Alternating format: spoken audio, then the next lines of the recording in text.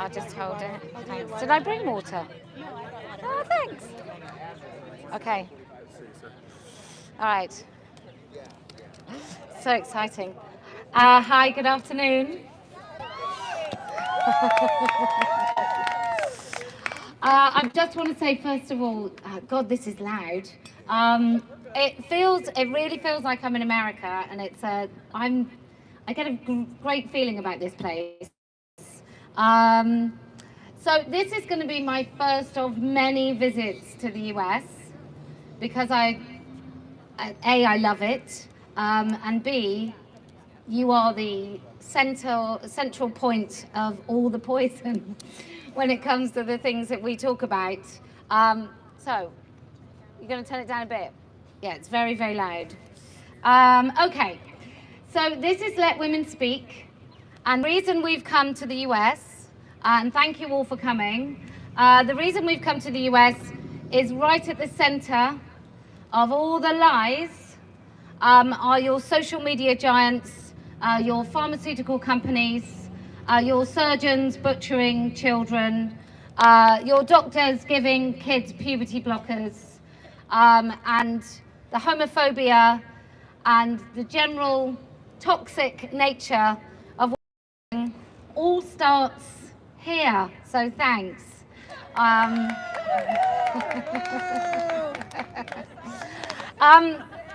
But whilst you have some incredible women throughout the country and men fighting this, I feel that there's still so much that needs to be done to try and get everybody to understand that it's coming. And if it's not here already because you haven't seen it, it's maybe because you're not aware of it, not because it isn't here. Now, I bet $1,000 if I go in the library, I'll probably find some things that many people don't know actually are in the library. The sort of books that we don't want our children to read. Now, this is a international poison, and it's textbook. So what you'll find is young teachers who are activists more than teachers in your schools, teaching your children that there is no such thing as biological sex, that the thing fixed about them is their so-called gender identity, that they can choose what genitals they have, and a lot of children grow up to believe that there is a vagina at the end of the rainbow, or a penis, whichever they don't have, and they genuinely, throughout the United States, but also throughout the rest of the Western world, they genuinely believe that they can totally change sex. And by that I mean that they will function completely as the opposite sex, which is absolutely insane. Now, Joe Biden,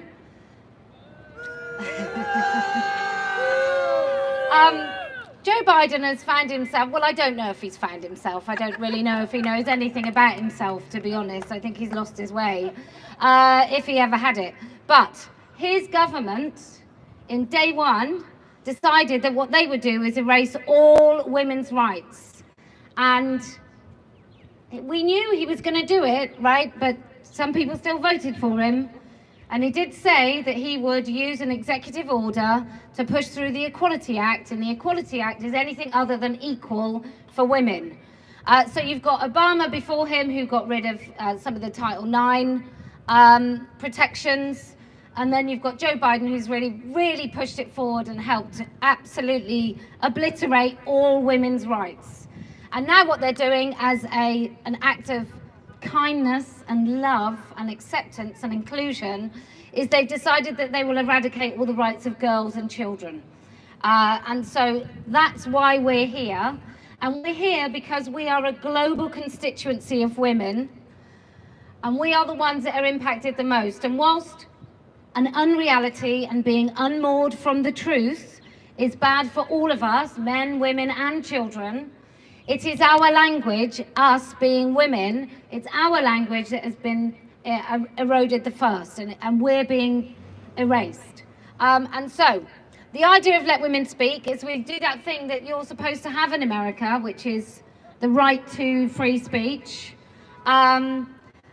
And I've found in my travels that it's not quite true in the way that you might think. So, in Chicago, for example, where my lovely husband is right now, you have the right to say whatever you like, but you don't have the right to stop someone putting a loudhailer in your ear and trying to deafen you as you do it. And as long as they don't touch you, they have the right to do whatever they want to try and stop you from speaking. So the right to speak has to also be the right to be heard. And that's what we're trying to do with Let Women Speak. And people have often criticized the word let. Let me just say, I'm not a religious woman, but I understand there's a bit in the Bible where there's let there be light. And I don't think it meant that God was asking permission. I think it meant that he was just saying something was actually going to happen. So in this custom, what we do is we ask you, you come up, you say whatever you want, preferably keep it short, but you don't really have to. If you want a sizable chunk of time, if you could just wait until a few people have gone, that would be amazing. We only have the goodwill of this beautiful city for a couple of hours, and I don't really want to exploit anybody's goodwill. So who would like to speak? Yes?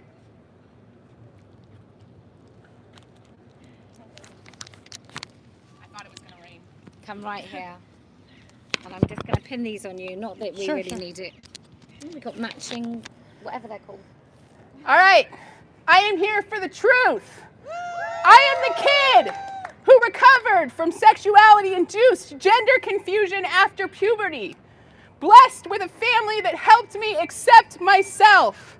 Blessed that I found a faith foundational that anchors me to reality. Evil is the lie, the lacking. It cannot create, but only twist the good and the beautiful. Let's be 100% clear. Trans-identified people are human beings of equal dignity that deserve real health care and real safety and intact bodies.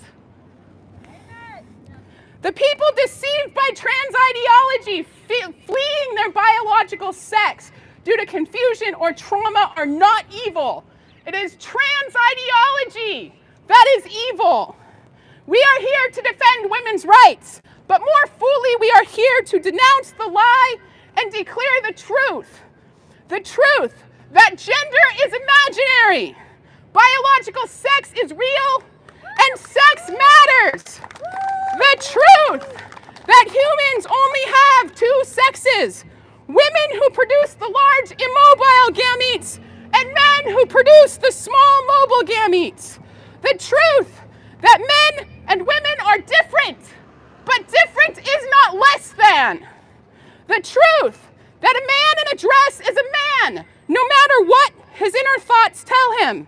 The truth that women and children are not human shields or validation objects for the mentally ill and deviant. The truth that both sexes have a right to single spaces and the privacy and protections that they grant. The truth that men have physical advantages that make them a risk to women and children. The truth that orientation toward particular toys or clothes or life partners, does not change a person's sex. Non-conforming and same-sex attracted people should not and do not need to be surgically corrected to fit into sex-based stereotypes. The truth that puberty is a necessary human process of development, not a disease, and everyone is uncomfortable through puberty. The truth that up to 90%, self-included, of gender-confused children fully recover if we just let them grow up. The truth that children have an inalienable right to intact, healthy bodies capable of full sexual function, sexual pleasure, and parenthood. The truth that radical self-acceptance is accepting our physical reality, not cutting off healthy body parts, being sterilized, and never-ending surgeries with life-threatening complications. Oh, Let's get all the non-conforming gay people to sterilize themselves and cut themselves apart, and we'll make it their idea. To me, that's worse than the Nazis, who top-down forced mutilation and death on people who were different. Now, we're making it their idea. They're torturing themselves. St. Anthony the Great said, a time is coming when men will go mad. And when they see someone who is not mad, they will attack him saying, you are mad. You are not like us. And yes, I am mad.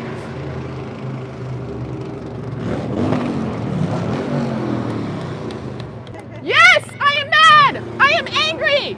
But I am also full of compassion for my younger self, for my autistic relative, who I know now has a permanently altered voice, and I don't know if she can have children. I'm passionate for my trans-identified male friend. Would he have accepted himself and loved himself if his family had just loved him and accepted him as a gay man? In defending the truth of biological sex, we defend women's rights, but we defend the human dignity of every person, including gender-confused people who think we are their enemy. Declare the truth. Defend the truth. Live the truth. Viva Veritas! Viva Costa Rey!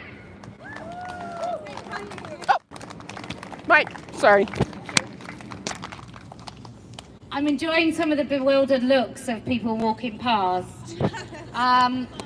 Because they probably don't know that in their children's, even in their kindergartens in this lovely country, their children are being taught about gender ideology and the lie that they can choose their biological sex. And you have very confused, vulnerable, silly people that go along with it because they think it's an act of kindness, although how, I have no idea. How could it be possibly kind to tell a child that their body is wrong? How could that be kind? How could it possibly be kind to lie to children to tell them that they can choose their biological sex? How could that be kind? How could it be kind to watch a 14-year-old girl go in a pre-op surgery meeting and then leave that hospital without her healthy breasts? How could that be kind? I don't believe people think they're kind. I think they think they're morally superior and they know something that we don't know, which apparently is that breasts are somehow evil and must be removed. In your lovely country, and let me just say, nobody needs to queue for 2 hours just to do passports. I mean, we do lots of things very badly in the UK, but we do queue well. But what was interesting is there was a young woman, and I say this as a relatively chubby woman myself, but she had fat deposits all in the female places, except her breasts, because they'd clearly been removed. So she had a big dip. And then she was shorter than me. She must have been about 5 foot. And she had a beard, and I just thought, she must spend her whole day worrying that people know that she's actually a woman and that she doesn't pass. And when people talk about their anxiety and their gender dysphoria, which, as far as I'm concerned, is a made-up term, when they talk about their gender dysphoria, they really talk about, do I convince other people around me that I'm the thing that I want to be? I think that's the main source of the anxiety, is that they know that people know. Because all of us can recognize biological sex within about a second. We all know. And women know better than men. Men seem to be a little bit convinced that if you have breasts and enough makeup that maybe you are a woman. But that seems to be something teachers do as well, so who knows? Anyway, who else would like to speak? Yes? I think we're fine without that. Selene said the little mics are working. Oh, okay. Like Twitter's fine. Oh, that's 'cause Twitter hates me. I'm going to quickly restart Twitter before you start. I think you need a new T-shirt that says Twitter hates me. Just give me a minute, Joey. I just want to make sure that you can be heard.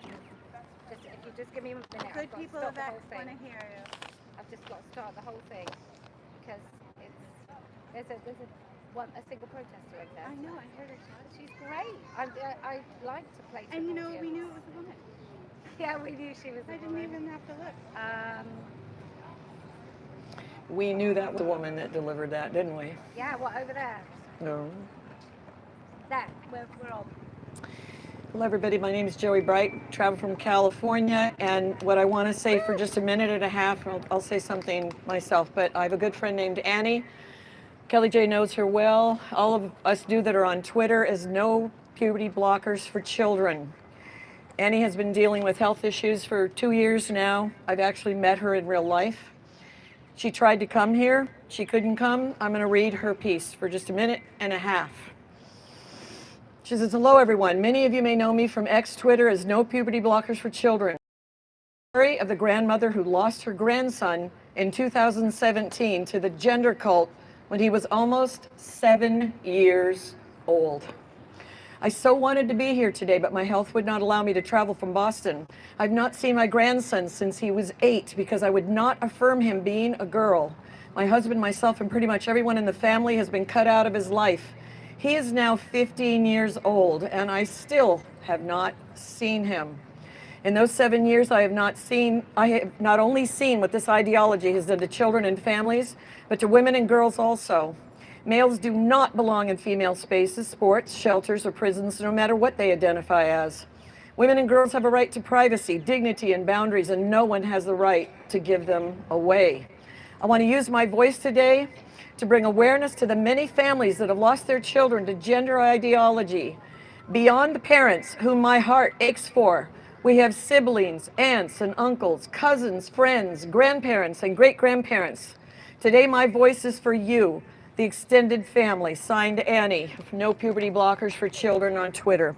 The thing that I would like to say as a hard line on this topic, there is no such thing as trans. This entire thing is a made-up identity that is bringing in thousands and millions and billions of dollars for cutting up not just the bodies of kids, the minds. And I said this before in San Francisco in October of 2022 when Kellie-Jay came through the last time. I am one of those dinosaurs. I'm living proof. I've been out as a lesbian for 52 years. I came out at 16. When I was in my 20s, I watched the social contagion take over for more, we call butch lesbians, young, all around 25, 27, going off to UCSF because there was a new fad, and it was get your breast cut off for $8,000. And there was just a teeny tiny group of us that said, what the hell are you doing to our sisters? And others that said, what's the matter with you, you bigot? This stuff started decades ago. So I'm just gonna say, look up, this is gonna sound weird, it's gonna sound tin hat, it's all there. The United Nations has an Agenda 2030. It's on sustainability. All of this has been planned for a very long time. It's never been about gender. We need to cling, stay human as long as you can. Thank you all for showing up today. Thank you, Kellie-Jay, for coming. Bless everybody. Thank you. Mike's. These American toughs. Thank you. Okay, who else would like to speak? Yes, Melissa. Hello. Hi there. Can I pin these on you? Is that all right? Just so it's just a nicer sound. Hi there. I'm Melissa Cohen. I use my name to speak. And I want to echo what Joey said, that trans is a marketing campaign to sell body dissociation to confused kids, confused adults. It's not a real thing. Every time you say somebody is trans identified, or you say that there's such a thing as trans people or the trans community, or you put the T with the LGB, you are reinforcing that there are real people who are have a thought in their head that makes them a separate category of people. If people think they're Napoleon, are there Napoleon people? If somebody thinks they're a cat, are there cat people? No, there are no trans people. Not one person ever has ever been trans. Please stop using female language for men and male language for women. It confuses people. It confuses the issue. Until we use plain, clear language, we will not get our point across. That's right. You're making it worse by using these words. Do not put the T with the LGB.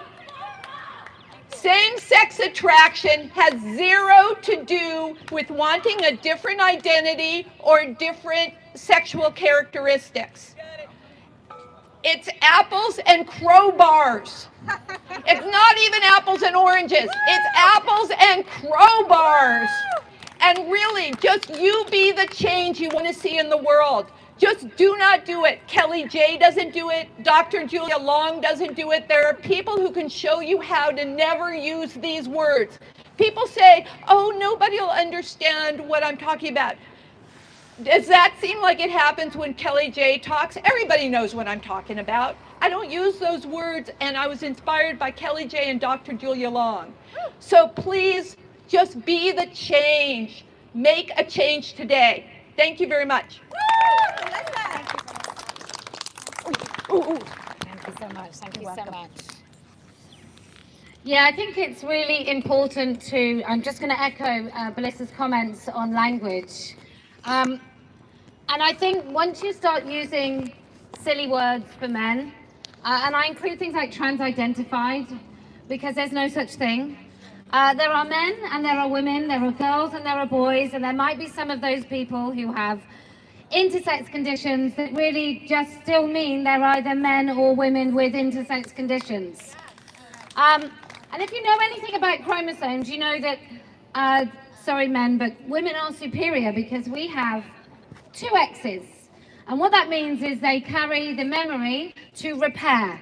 So that's why it's very rare to find a woman with intersex conditions, because we often repair. We just carry so much memory that our genes are better at repairing, which is why we are more likely to be born healthy, we are more likely to live until the first year of life, and we are generally just more strong when it comes to resilience. When it comes to teaching other people, I think you've just got to do it permanently now. You have to crowbar this in, to use Melissa's language. You've got to crowbar this into every conversation. You've got to go and look teachers in the eye. You've got to join your school boards like Ali does and go and talk and say the things that need to be said. Because every time you speak up in a school board, you give somebody else the courage to also speak. And if enough of you speak, they can't do it.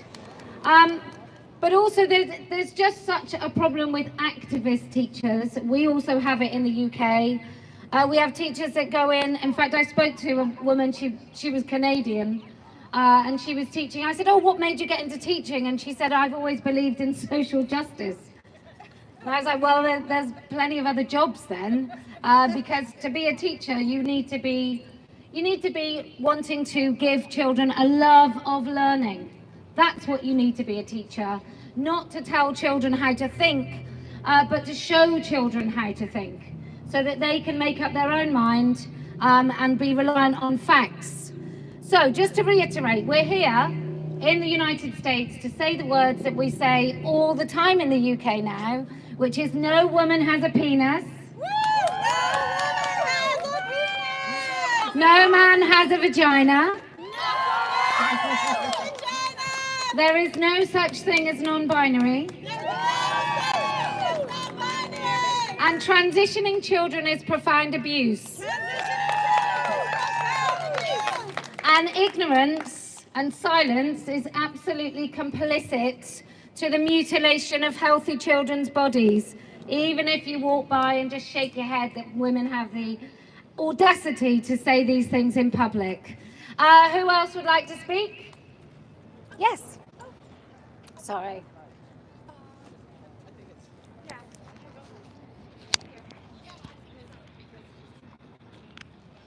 Oh, I love this. Thank you. Very nice. I'm going to ask you to sign it at the end of my speech, if you don't mind. Okay, yes, I will. Hello. When I first became aware of the extent to which gender ideology had taken over Western civilization, I suddenly found myself feeling remarkably alone. Most people in my life were equally unaware and uninterested, and often disbelieving. When I turned to internet forums that were supposedly intended for feminist conversation, even gender-critical spaces like Over It, I found savage infighting and a remarkable lack of tolerance for anyone who did not toe the liberal party line, like the likes of which I haven't even seen in MMORPGs. The insanity seemed to be everywhere I turned, and the more I saw, the more insane I felt, until finally, I began collecting statistics, studies, sources, and eventually writing down a manifesto of my gender-critical beliefs, which I fittingly dubbed the TERF Manifesto. So, may I present to you an abridged version of my personal TERF manifesto, the TERF Creed. I am a TERF because if an anorexic person looks in the mirror at their healthy body and finds fault with it, we understand that the problem is not with the body, but with the brain. That's right. Yet when vulnerable children and perverse adult men look in the mirror and declare that they find fault with their healthy bodies, they are told surgery and hormone poisoning are the answer. I am a TERF because femaleness is an intrinsic state of being, not a feeling or a costume. Performing feminine stereotypes, i.e. woman face, akin to blackface, cannot make you a woman. And implying that performing feminine stereotypes is required for womanhood is harmful to real women, especially young girls who see this hyper-feminine woman face performed on platforms like TikTok and believe that if they don't embrace these hyper-feminine stereotypes, they must not really be women on the inside. If, for example, a white person claimed to be black on the inside, began wearing blackface in public, referring to themselves by the N-word, insisting that they should be permitted access to African-American only spaces, opportunities, scholarships, and more, we would understand that this is offensive, racist, and reductive, boiling blackness down to a performable stereotype rather than a state of being that is mired in a history of oppression. But for some reason, when it comes to womanhood, we are happy to give away femaleness to any penis that identifies as female. I am a TERF because so-called trans quote-unquote women not only retain male pattern violence regardless of surgery or hormone treatment, but are much more likely to commit sex crimes than the quote-unquote cis male population. 17% of the quote-unquote cis male prison population has at least one conviction for a sexual offense, whereas 50 to 60% of the transgender male prison population has at least one conviction for a sexual offense. I am a TERF because it is blatant malpractice for any medical professional to bully their underage patients' parents with a risk of suicide. Would you rather have a dead son or a living daughter? The reality is that people who claim to have gender dysphoria are no more likely to attempt suicide than the general population. I am a TERF because so-called hormone therapy is poison. Puberty blockers are a euphemism for chemical castration. Lupron is the same drug given to repeat sexual offenders as a form of chemical castration. Lupron is much harder on the female body than the male body, featuring side effects such as thinning and brittle bones, teeth that shed enamel or cracked degenerative spinal discs, painful joints, radical mood swings, seizures, migraines, and suicidal thoughts.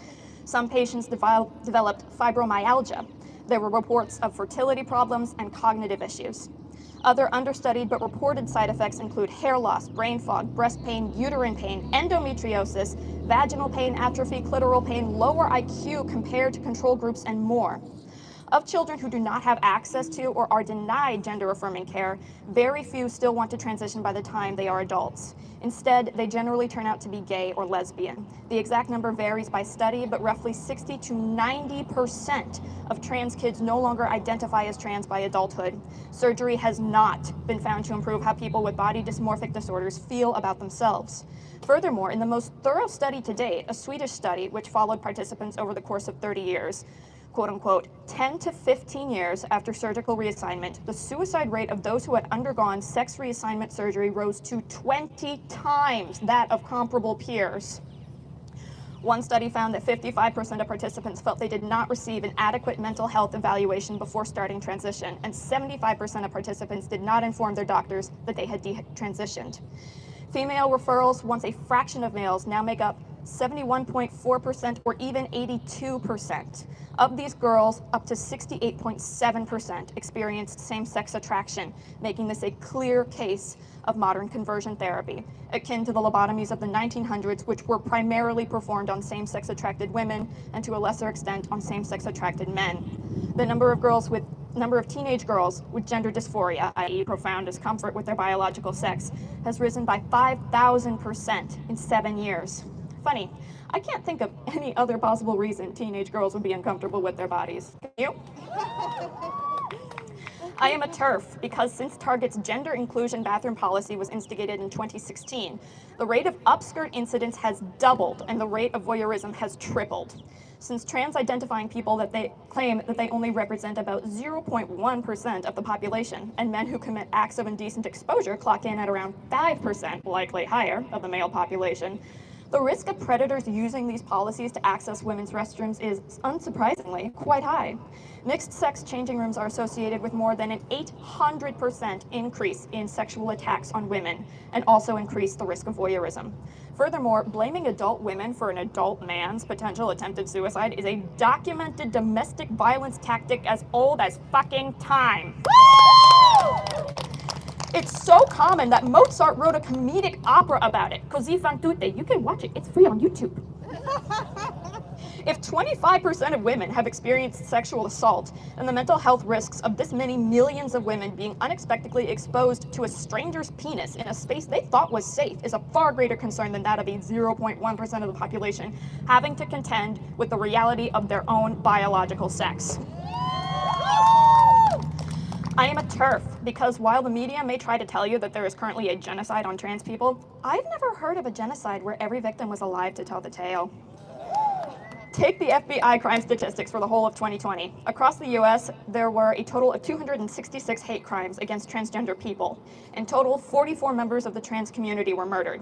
As Dennis Neal notes in the Washington Examiner, this works out to a murder rate for trans people of just 2.66 people per 100,000 transgender people. The murder rate in the general population is almost 3 times as high, 6.52 people per 100,000. Last year, the number of trans people murdered dropped to just 32. In 2021, there were 214 hate crimes against trans people out of a population of 1.6 million, putting them in 5th or 6th place, below anti-Hispanic hate crimes, anti-gay male hate crimes, anti-white hate crimes, and anti-black hate crimes. I am a TERF because trans, quote-unquote, women have no place in women's prisons or sports as they retain their male strength, regardless of surgery or hormone treatment, and their ability to repeatedly rape and impregnate female prisoners. Across the planet, at least 664 female athletes and counting have lost competitions, medals, scholarships, and other opportunities to these perverted and cowardly men. 80 to 95% of trans, quote-unquote, women keep their penises and undergo no surgery. I am a TERF because transgender ideology is fundamentally misogynistic and homophobic, implying femaleness is a feeling or a set of behaviors that can be acquired and performed, and that biological sex is mutable. Therefore, sex-based attraction, which trans rights advocates refer to as genital preferences, is transphobic. This is an archaic erasure of same-sex attraction that has primarily affected young girls and young lesbians. I am a TERF because I grew up looking at the perversion and foul behavior of gay men and the predators they accept into their community and believed homosexuality itself was perverted. I looked at the flagrantly disgusting behavior on which they pride themselves and thought, I cannot be a lesbian because I cannot condone, let alone participate in such revolting behavior. And thus it took me too many years to realize that loving another adult human female was not only possible for me, but a healthy, safe thing that has nothing to do with the moral depravity of men. I am a TERF because there are no lesbian-only spaces left on the internet or in the real world. Lesbian bars have been inundated with predatory male cross-dressers, and online lesbian forums and lesbian dating apps have become pornographic cesspits that promote conversion therapy for young lesbians, evil, quote-unquote, penis aversion, and corrective rape via, quote-unquote, girl dick. Questioning or challenging the presence of this material will have your account permanently banned. Strangely, this pattern is not seen on websites, forums, or apps intended for gay men, who proudly and sensibly state that gay men are not attracted to vaginas or mutilated female genitalia, no matter how the genitalia identifies. I am a TERF because lesbians don't suck dick. I will be posting links to all of my sources in the comment section of this video later today. And lastly, 3 things that are not necessarily part of the creed but are relevant nonetheless. First, I am a Jujitera, a practitioner of jujitsu, because every single woman on this planet has been afraid of being raped at some point in her life. And while most of us believe this is just how it is and there's nothing we can do about it, I am here to tell you that there is. Of all the women's sports that cheating perverted men have entered, jujitsu is the only one I am aware of where the biological females have actually won against their cheating male opponents more than once. Even in one instance where her male opponent was 65 pounds heavier than her. With just 2 years of jujitsu, you will never have to be afraid again. It should be a crippling shame to our governmental bodies that this is not mandatory training for every girl in every school on the fucking planet. And I am very much hoping that Kellie-Jay will do me the honor of signing my gi when I am done speaking here. Second, I am lonely as hell. There is nowhere online or offline for lesbians, let alone politically centrist lesbians like myself. So older lesbians, please come talk to me. I should be pretty easy to find. I am desperate to talk to you and know what normal gay people are like.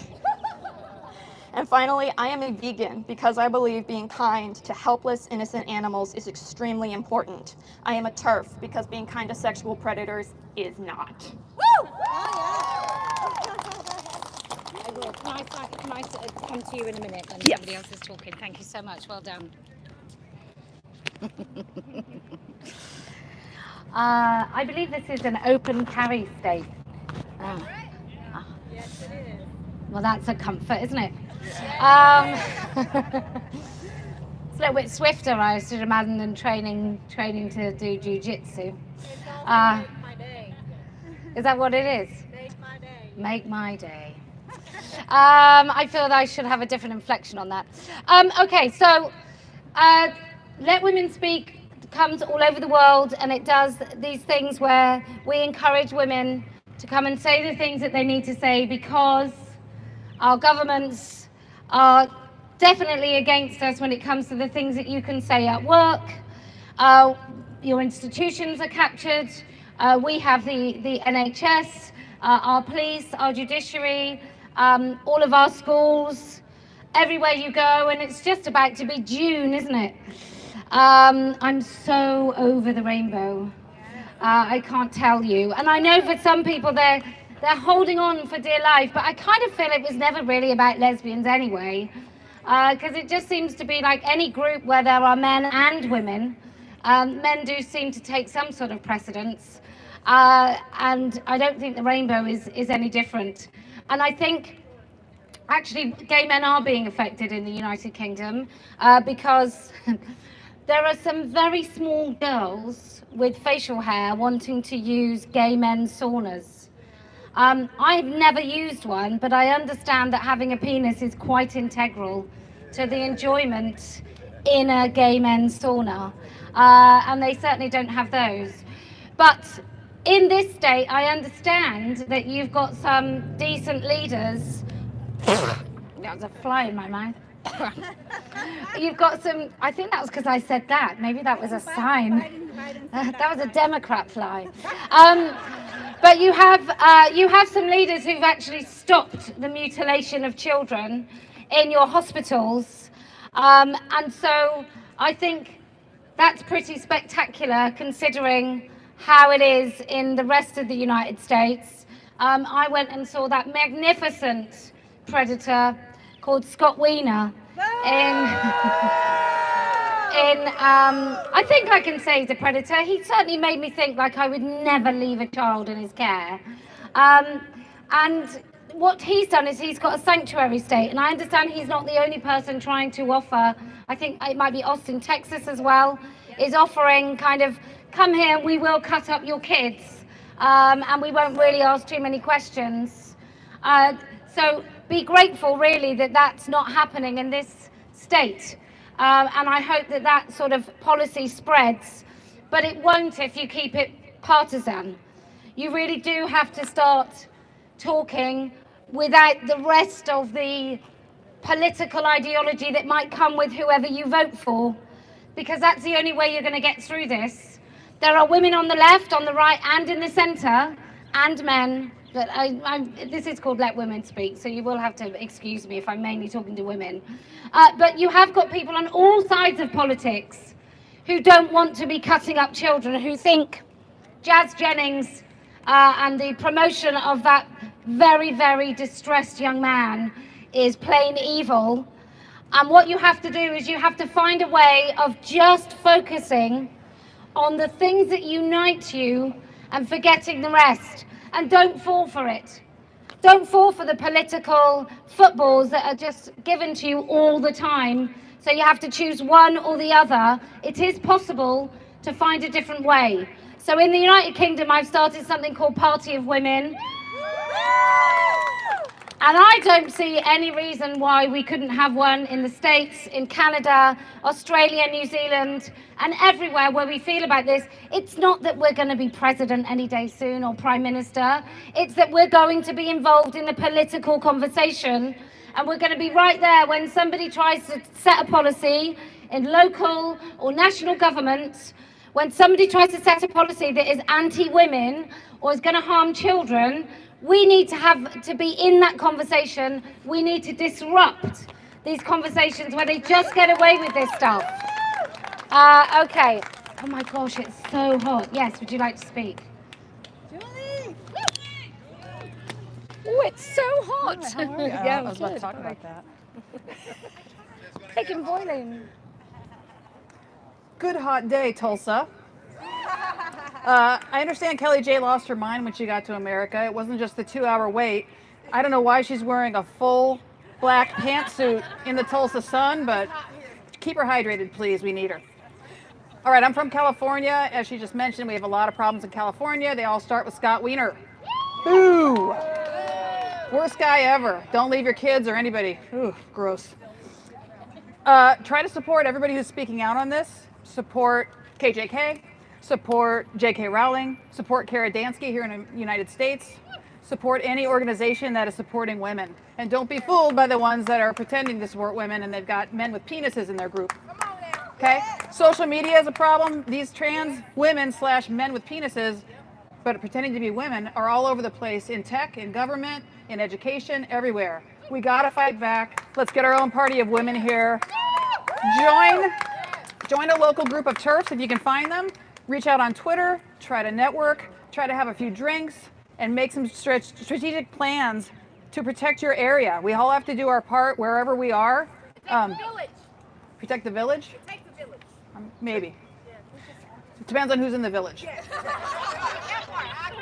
All right. Thank you for being here. I'm so pleased to meet a lot of you today that I've met on Twitter before.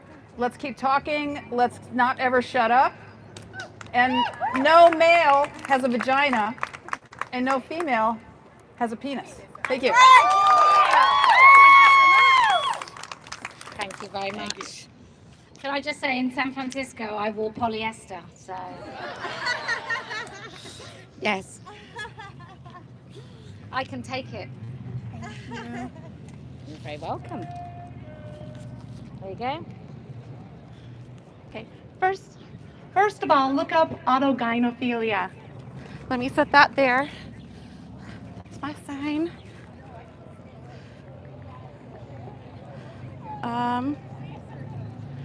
Hi, my name is Dawn Land. Yes, I am out there. And I am a Christian, conservative, Republican feminist.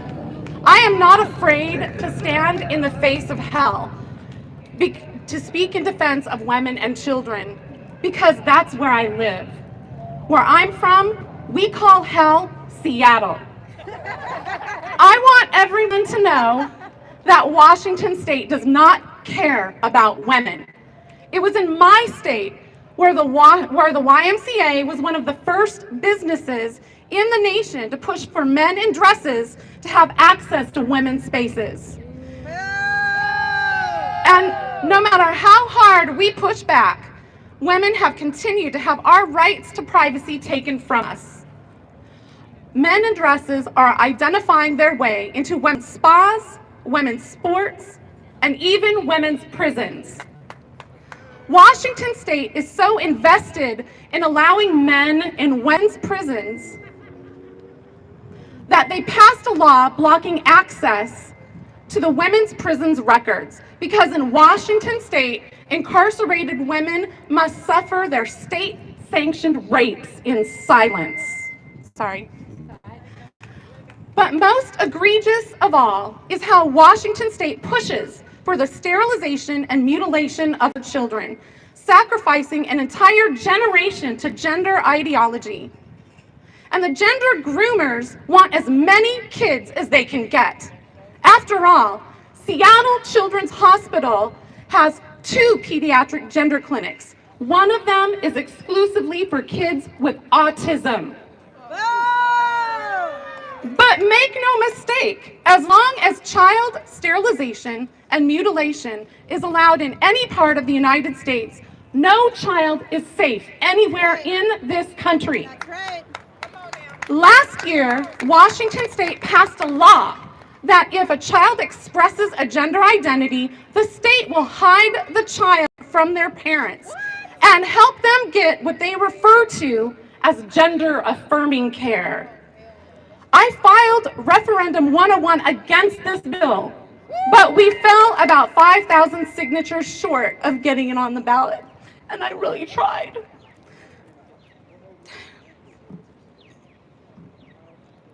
Washington state is not looking for just the children in our state. They want your children too.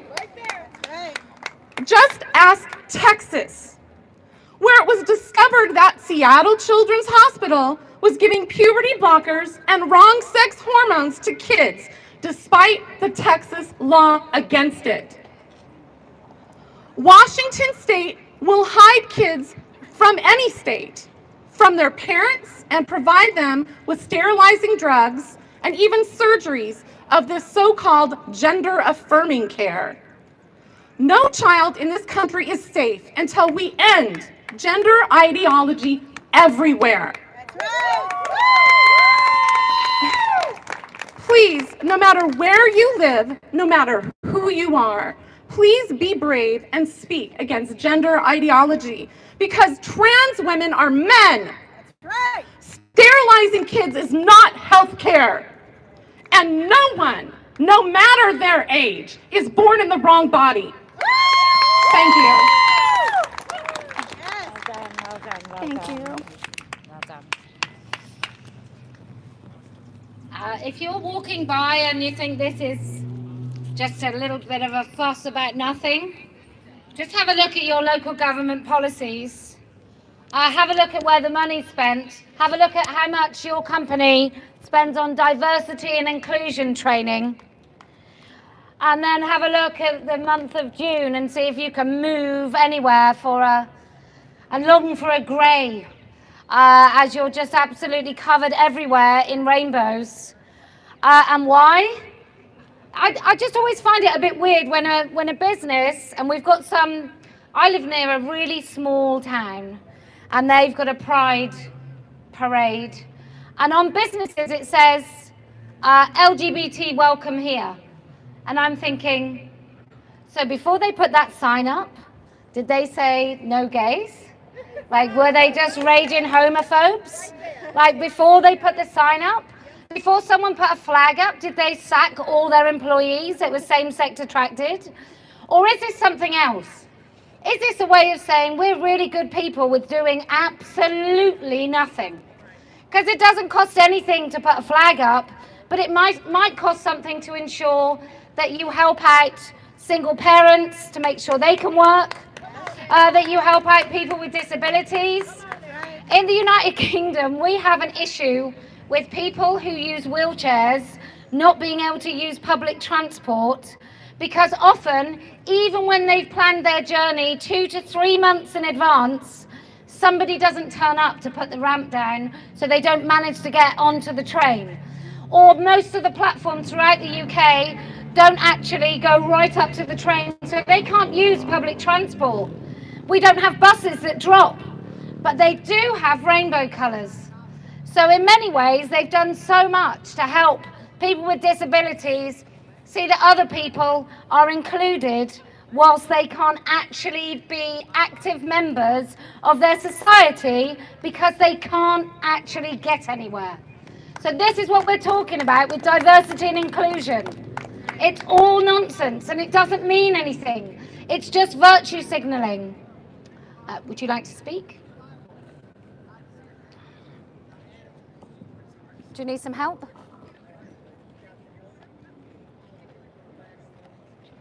Okay. First off, I would like to give you a little gift and it doesn't explode. Oh. This is a TERF tiara. Thanks.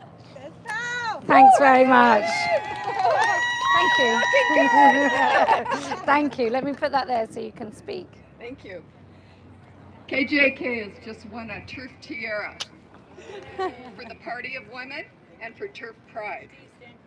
And I don't identify as a woman because I am a woman. I was a woman. Go on, you carry on. Thank you. I was a woman at conception. All people are determined at conception, either XY or XX. Even those people with intersex are only male or female. And I'm really nervous, so I'm just going to make this really quick. We have a lot of people that call us Nazis. It was Joseph Mengele who in World War II did sex change experiments on Jewish children in the concentration camps. The doctor Mengele also started experimenting with cross-sex hormones to see what would happen. The first sex clinic was from Magnus Hirschfeld in Berlin, Germany, and in 1931 they did this first recognized cross-sex surgery, of course, which was a failure because you cannot change sex through hormone surgery, bad wigs, makeups, whatever. You can't do it. Back in the day, not that long ago, there was a thing called FGM. I don't know if you guys remember that. It was female genital mutilation. Nowadays, our taxpayer dollars are paying for it on demand for kids as young as 12 and 13 in the state of California. And if you want to look that up, it's readily available online. I'm going to sit down now. I just want to thank Kellie-Jay Keen for coming here. And keep on turfing, ladies.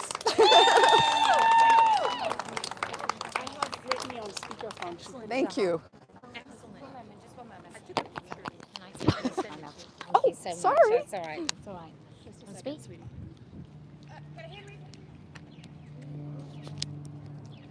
Okay. Okay. Hi, I'm Kay. I am the Female Unite USA on Twitter. I have some statistics and a story for you. 97% of women in the USA, according to RAINN.org, have been raped or sexually assaulted in their lifetime. 49.1% of our state's women have been in a domestic violence situation. That's what makes Oklahoma the #1 state for male violence against women. I have grown up to be both one of the 97% and one of the 49.1%. We have a major issue in the United States of America with women and safeguarding children. 10 is the number of years it's been since I was brutally beaten and raped by a trans-identified male. Up until that point, I was like everybody else, live and let live. Took me one time. Sorry.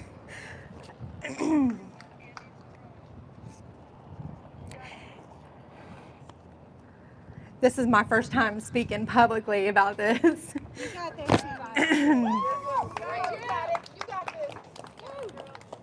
It took one time to change my mind, to open my eyes and see how our rights and protections are being eroded away. I have many women who support me and fight for me whenever I think I can't fight for myself anymore.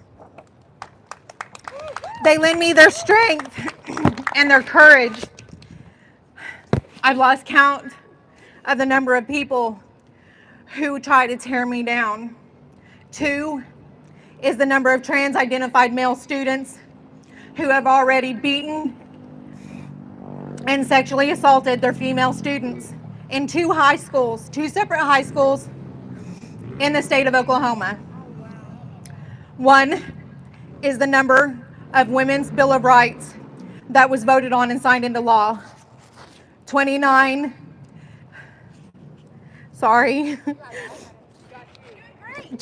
is the number of other states that passed a similar bill. 11 is the number of states that was forced to overturn that law because of the ACLU.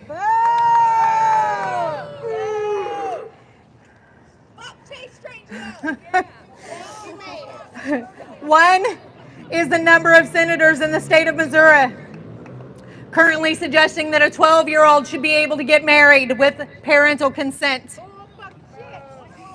1 is the number of administrations that it took to start regulating women's sex-based rights and protections.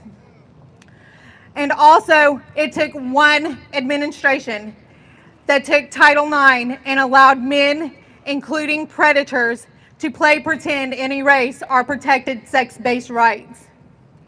3 is the number of years I've been sounding the alarm and was asked to start speaking up publicly about being raped by a trans-identified man.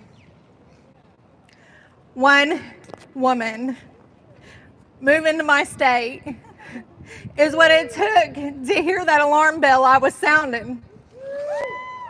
And 1 woman that offered up her platform to allow us to speak and allow us to be heard. 2 is the number of generations that come after me. And 2 are the number of sex classes. There's only one reality that will allow us and our future generations to live safely. And there are 0 people who have ever changed their sex. Thank you. I am so sorry. No. Well done. That was great. You okay? Yeah, I'm good. All right.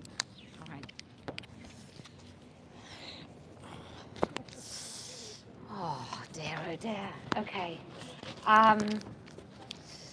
So, did anybody know about the 12-year-olds getting married? No. I mean, I know you have a bit of a tricky thing with young people getting married in some states in this lovely country of yours, but 12 is, that's worse than Iran. So it's pretty horrendous. But what I see right now is I see the attack on women's rights, this particular attack on women's rights and the bodies of children. It's such a difficult thing to fight because it's been very well propagandized as a great thing, something to celebrate. I'm sure if you've got kids at school, like mine, my daughter was at a Church of England school, and the little boy decided he would come back to school as a girl, and he was celebrated in their assemblies, and he went round every single classroom, and I was lied to by these Christian teachers, and I said, well, my daughter says it's strange because the head teacher keeps coming and talking to the class every Thursday, and they said, oh, it's nothing.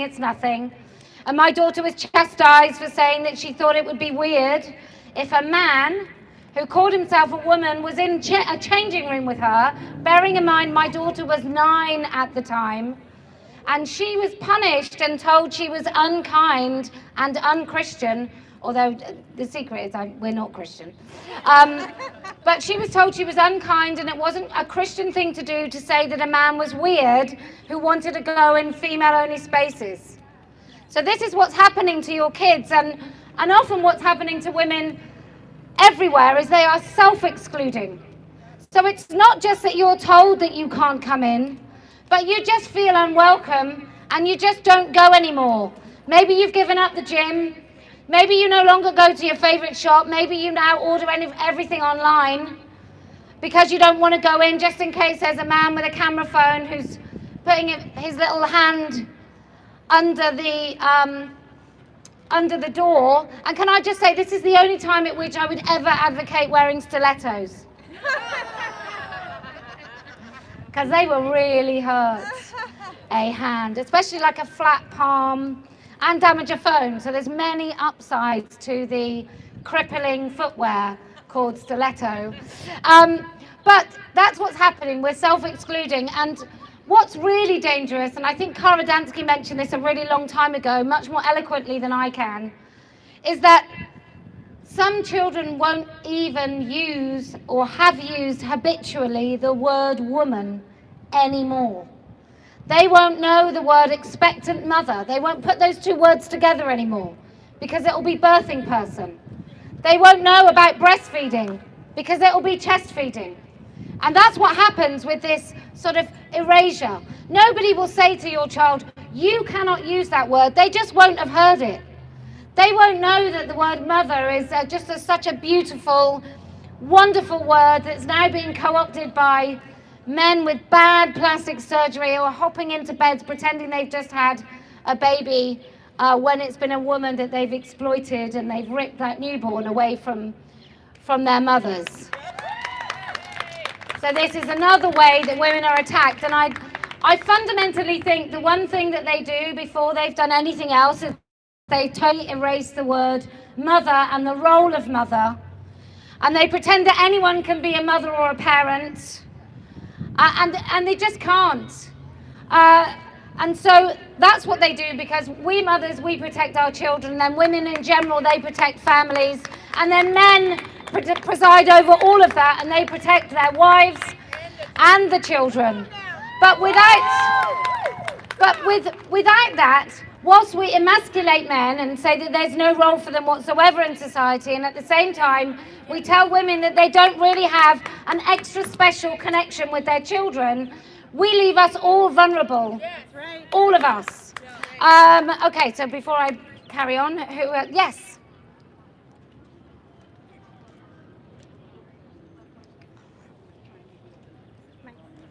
Oh, yeah, thanks.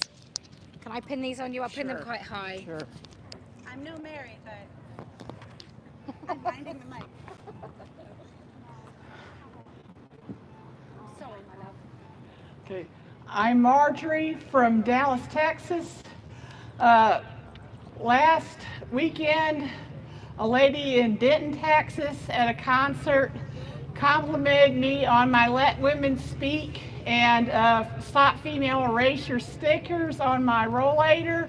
And we talked. I mentioned I was coming here, and she kindly gave me gas money to get here.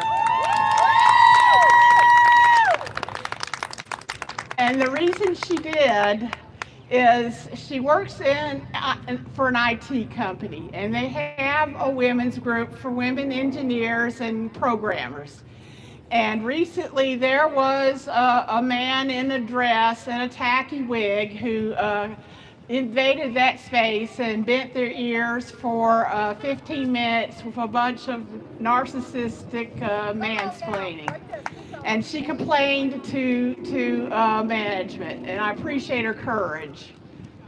And a couple of weeks ago, I went to the encampment at one of my alma maters, University of Texas at Dallas, where I have a master's degree in biology. And within seconds of my arrival, I got compliments on my Let Women Speak and Stop Female Erasure stickers, and I appreciate it. UTD is unique that it's an international campus. When I was there in the late 80s and early 90s, and today, it has always been an Asian majority campus. And they do not appreciate, whether they come from the Mideast or the Far East or South Asia or Africa or Central Asia, they do not appreciate the American cultural imperialism of gender ideology. That's right. And I wanted to point out a personal story, and this is going to eventually happen to everyone. Recently, last winter, an elderly relative passed away. And at the service, to my horror, I discovered one of his grandchildren is trans-identifying. And this was a complete shock.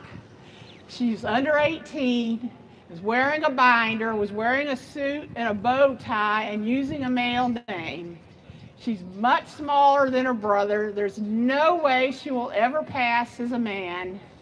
When I was growing up in the 60s and 70s, I was a tomboy.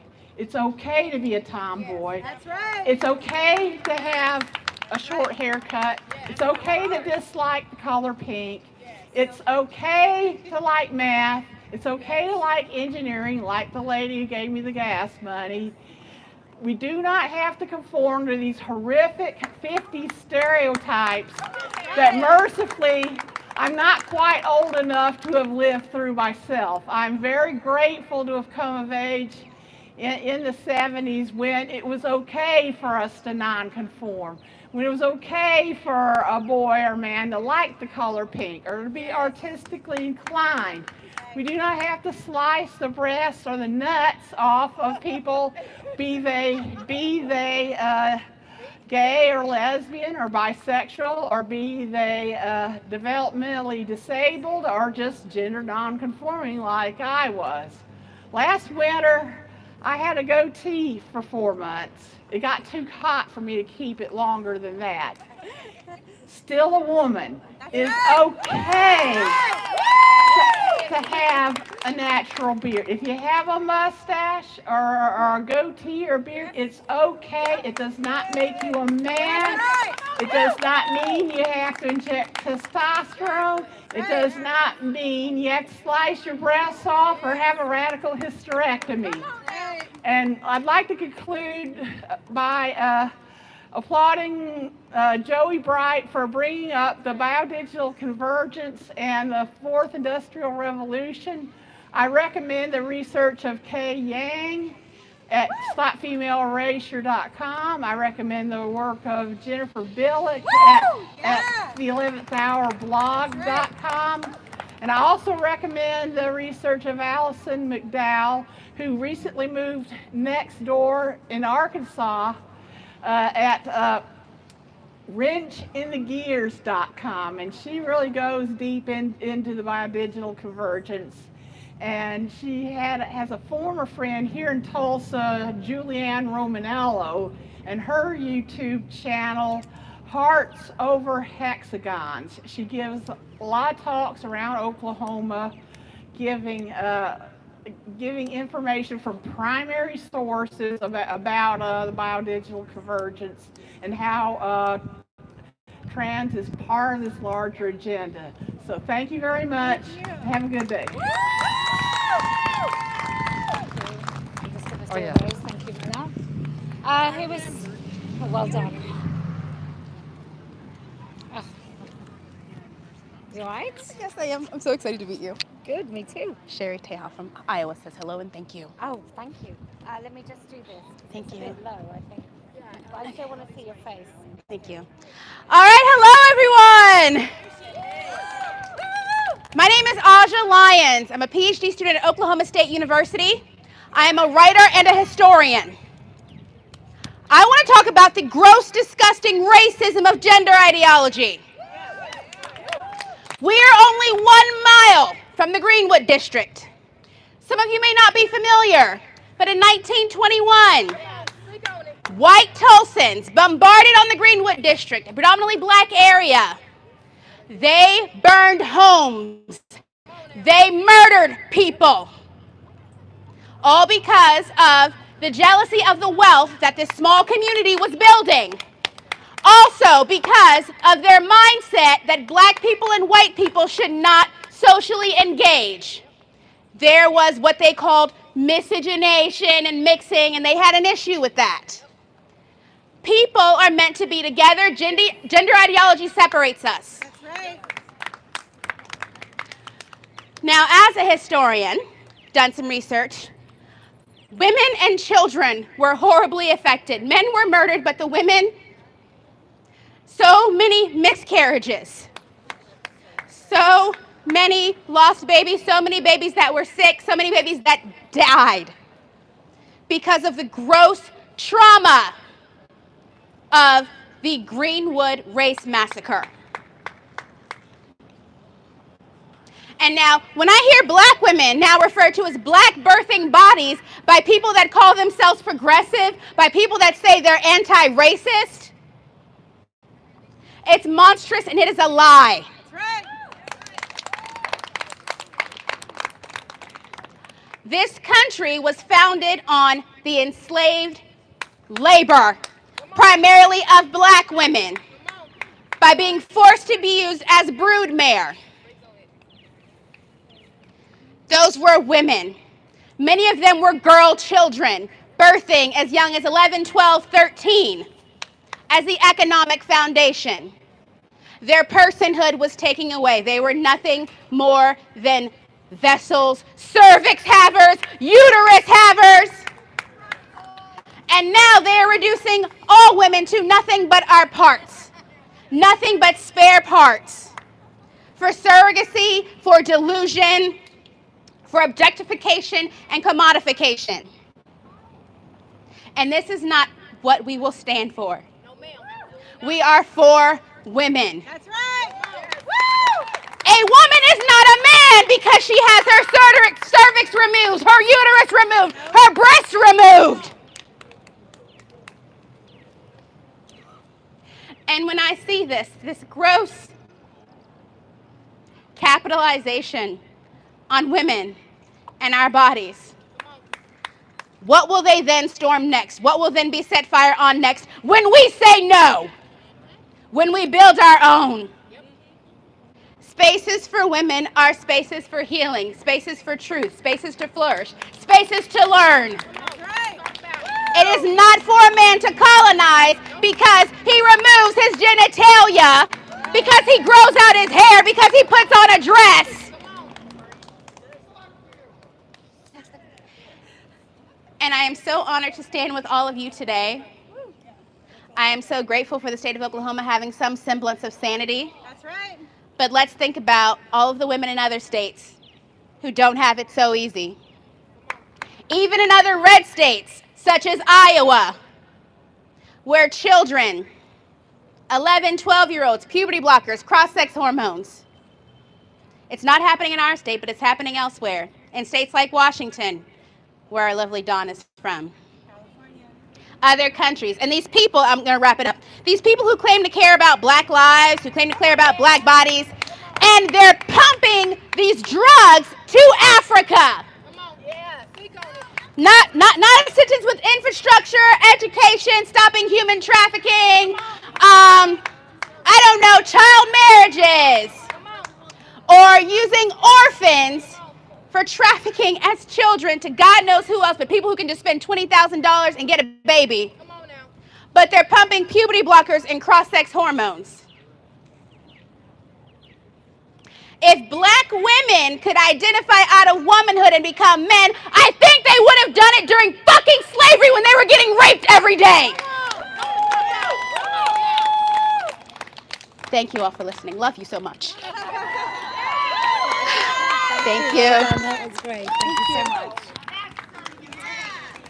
If you don't know about what's going on in Africa with NGOs, by the way, any NGO, any organization that goes to developing countries to help people in developing countries, they have to sign up to say that they accept transgender ideology.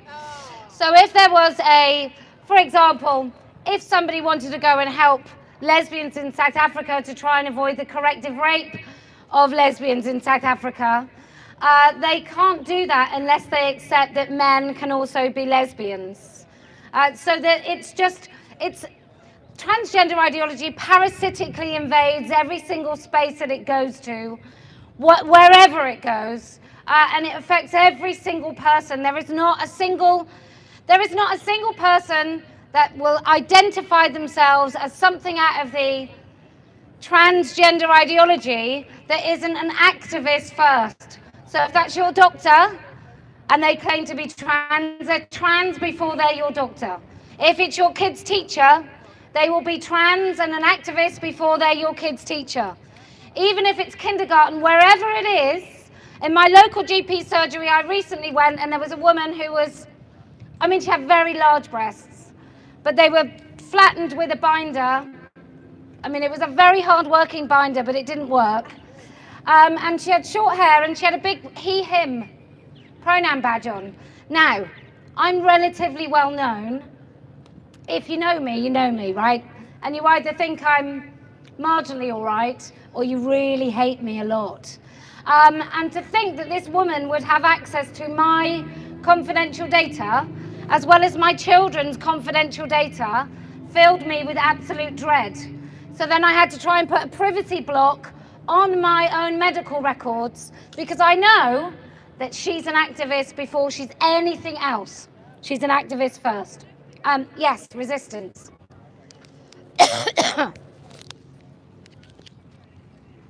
I'm just going to let people who are here to speak first. This is really short. Oh no, don't worry, you carry on. Speak as long as you like. Thank you, thank you. Hi. None of you know me because I don't have a Twitter account and I don't have a Twitter name. But I get all my news from my friend over there, Maria, in the red shirt, female. My kids think she's crazy. No lie. They're like fearful of my life because we share a house now. And I was very skeptical when she started telling me all about this. I'm a very skeptical person. And she would read things in Twitter and I would say, are you sure that's true? I haven't heard that anywhere else. And I would do a little research, but she would assure me of this and that. And this has gone on for what, 2 years? It's been a while. Slowly wearing me down. This is my second Women Speak rally. And I really just want to say thank you to all of you and keep doing the work you're doing. People do listen. They may not listen at first because our culture is against. I am a Christian. I'm a reverend, and I was employed by a very progressive denomination. And I'm retired now. Last 4 years in ministry was a struggle for me as I saw this happening. How do you handle it? And I was pastoring a very, very progressive church in York, Pennsylvania. And we actually had some trans members. And I fell right into the, calling Susie Susie, although my grandson was with me one day and he said, Amma, why is that man wearing a dress? And I was like, well, Archer, let me tell you. But she worked there as a custodian and she was very lovely. And I was defensive of her and this and that and the other thing. Plus my community, my spiritual community where I worked was very, very all for trans rights. And so it was hard for me to speak out. And I know that sounds like chicken shit, and it is, but I needed to keep my job. And so I didn't say anything. And I'm now retired and I can, and yet I'm still hesitant. And I think a lot of it is my kids are so disapproving. And when I try to repeat some of the lessons I've learned from my dear friend Maria, female, they roll their eyes. They tell me I'm nuts. They tell me, oh, Mom, only you would live with a crazy woman. And I'm like, that's because I am a crazy woman. So anyway, thank you all very much. Keep up the good work. And I guess I would say I'm a reluctant TERF, and that would be my handle if I had Twitter. Thank you. Oh, take it back. So with this is going to be I will come to you. This is the first of, I'm going to do quite a lot of these, just to try and build a sort of a culture of women coming out and speaking, all different women. And it's been really lovely to see the different women coming and speaking from totally different points of view. And I think that's really important, that we also understand that first and foremost, the thing that unites us as our experiences as being women against those men in our culture will be the same, even if we experience being a woman very, very differently. The comparison that we have to men is the same. So I just think it's really lovely that we come together as women, and nothing else needs to be the same. Just the fact that we want to talk about this, and we have the respect and dignity of that shared experience. Lady in the red.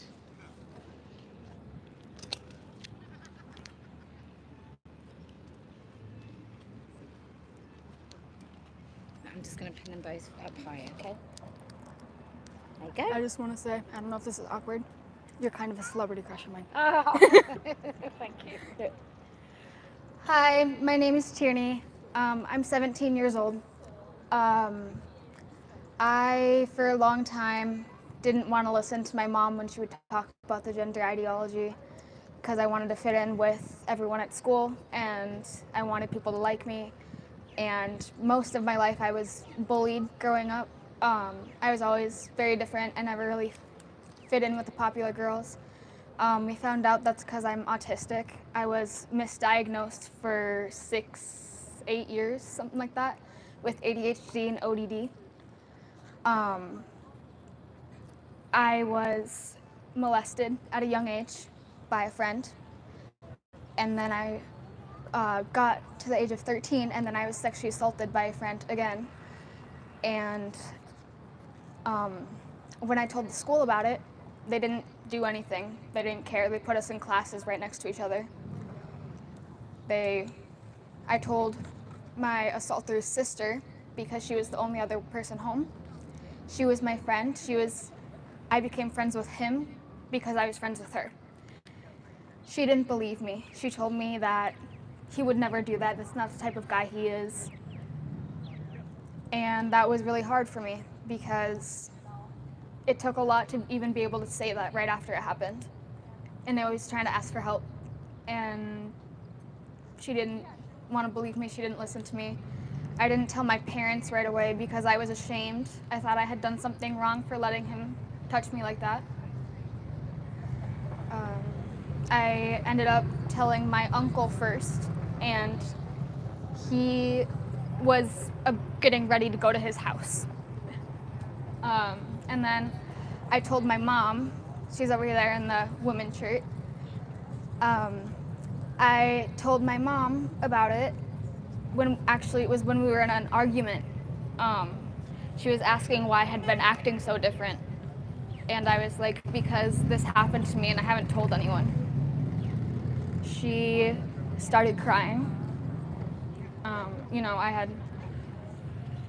had that experience when I was younger as well. And my mom has had some experiences like that. And it's just, sorry, I'm kind of awkward. You're doing great. And so I was also identifying as non-binary for a while. I tried to change my name a couple of times. And I was recently talking to my mom about that. I think it's because of my sexual trauma. And I didn't have big boobs or a big butt for a long time. And so and all the girls, the big thing was to wear padded bras, so in 4th grade, so that you could get sexual attention from the boys. And personally, I used to be very boy crazy. I'm very girl crazy now.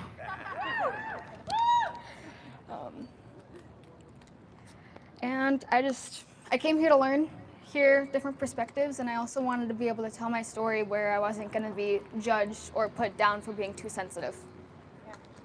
So, thank you. Well done. Thank you. I'll just take those off for you. Well done. Can I? Of course you can. Oh, well done. Oh, can you imagine being 17 in the school system here? I think that's another chilling thing as well, that kids just can't speak. So if you don't agree with this stuff, you can't say it, because you might risk total ostracization from all of the friendship groups, and sometimes bullying from teachers or the school board. So to be able to come out at 17 and speak so publicly is really, really brave. Well done. And well done, Mum, as well. Okay, who else would like to speak? I did see. Oh, yes.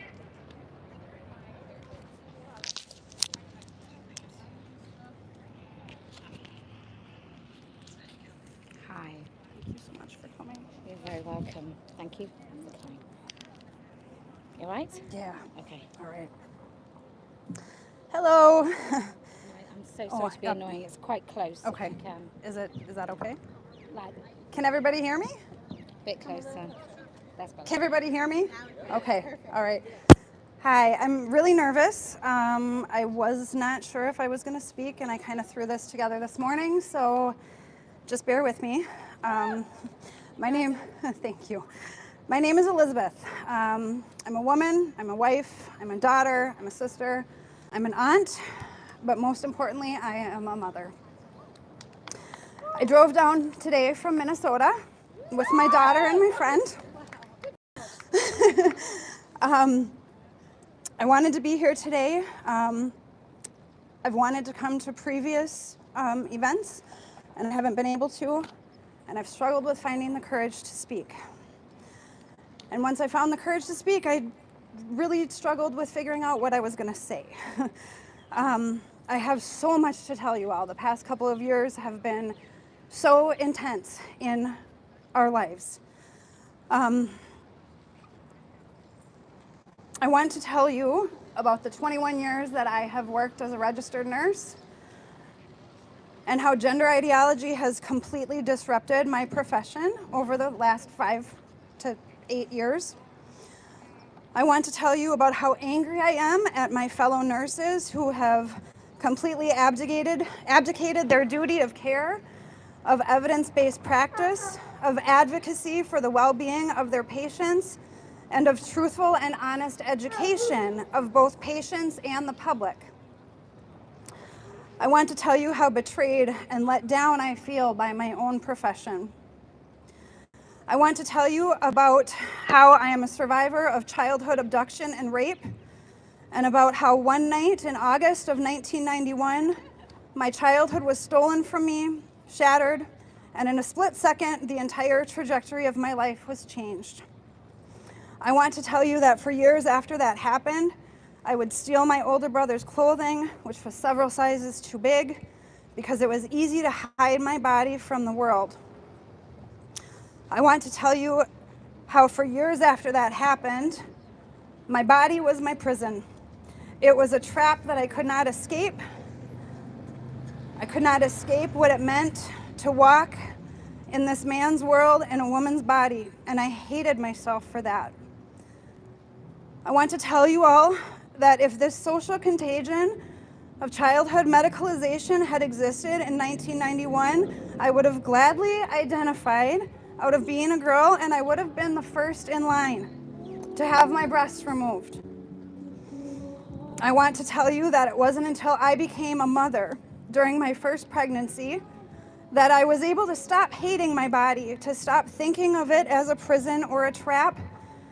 It was only that miraculous experience that allowed me to reconnect with my full self, to appreciate what my body was capable of doing, and I finally realized my own strength and a reason to live, a reason to experience joy again, and a reason to stop hating myself. It was becoming a mother that allowed me to experience love again, both for myself and for another person. I want to tell you all about how gender ideology has impacted my family.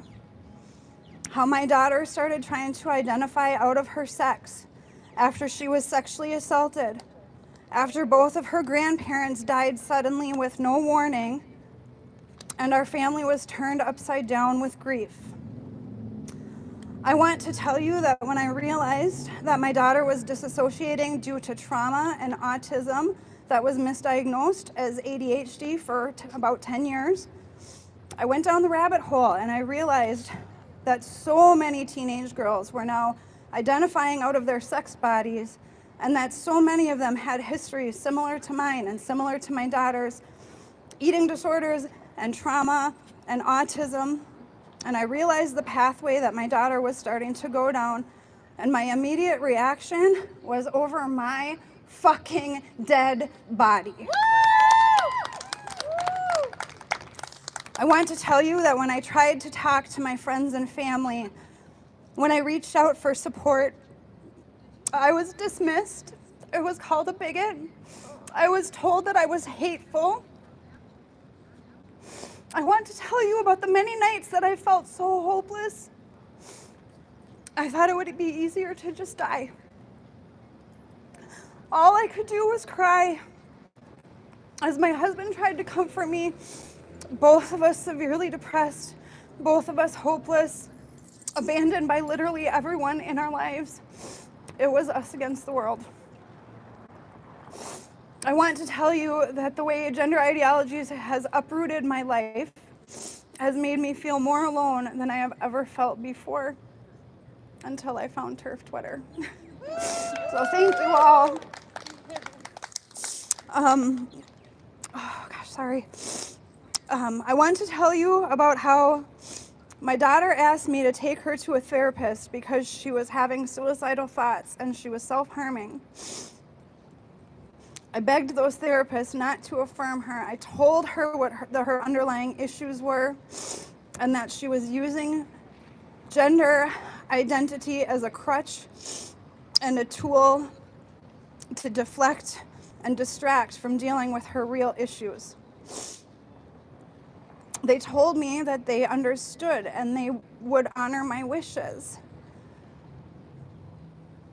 And then after about 3 months, I discovered that they had been lying to me to my face and using the wrong name and the wrong pronouns behind my back. I only found this out because one of the therapists slipped up in a family therapy session and used the wrong name in front of me, and I couldn't get past it. The facility that my daughter was in was so focused on affirmation and so neglectful of all of the underlying issues that we reached out for help for in the first place. They were so focused on telling kids what they wanted to hear rather than what they needed to hear that my daughter watched her friend, a 15-year-old girl, take her own life while she was in this facility.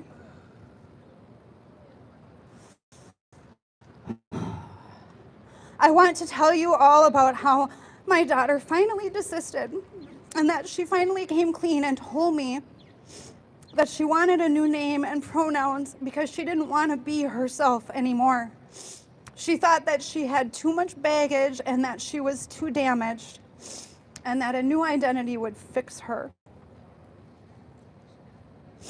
I want to tell you about how I have lost all trust in the medical and mental health professions.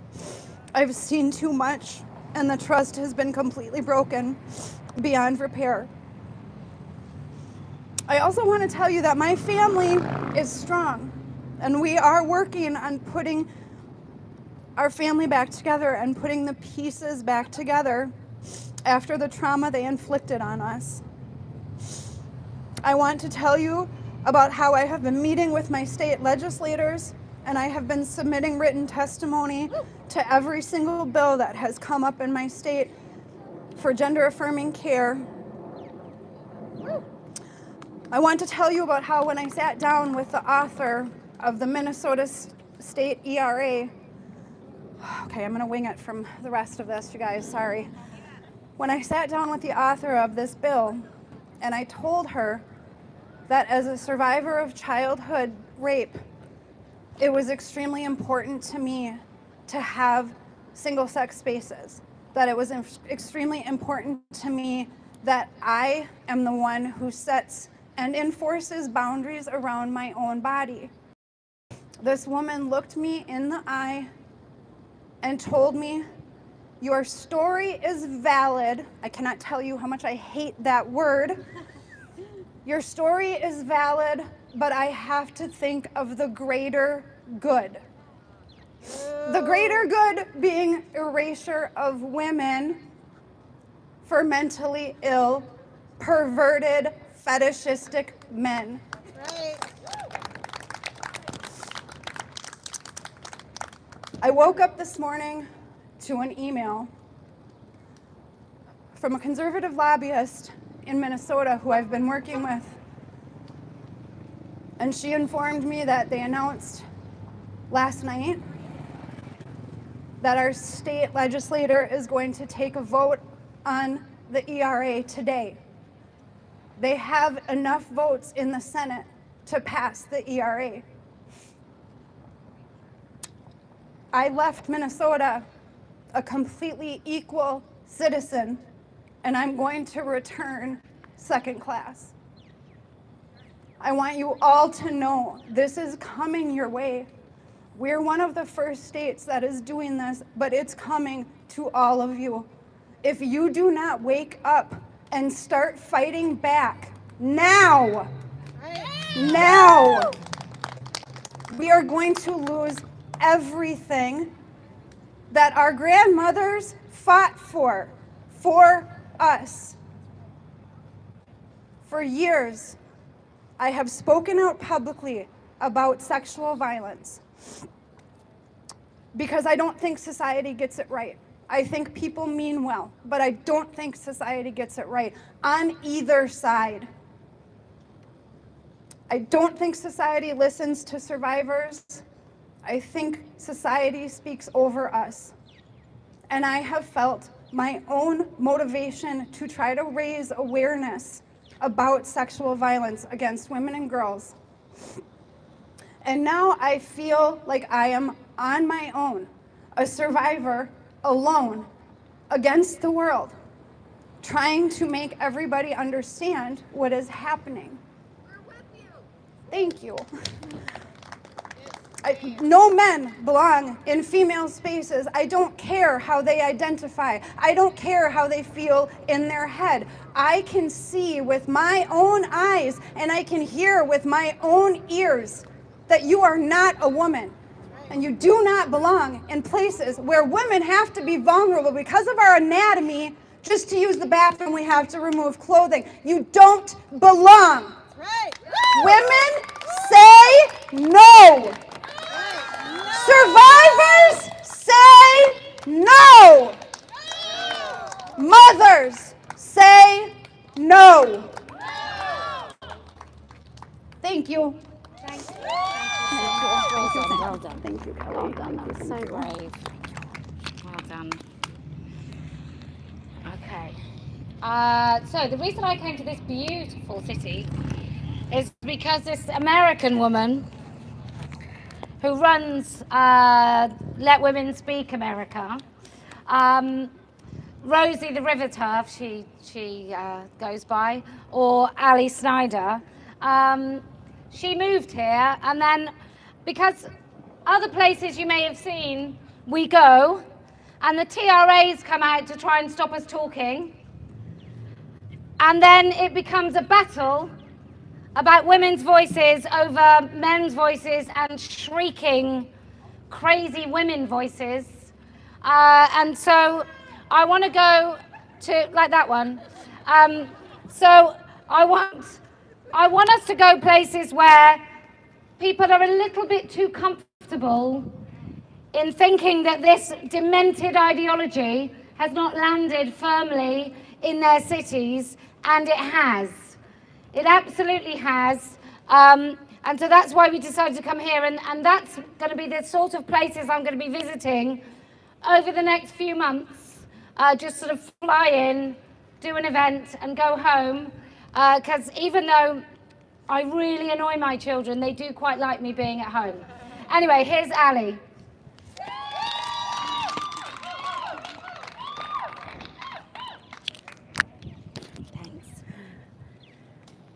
Hello, Tulsa!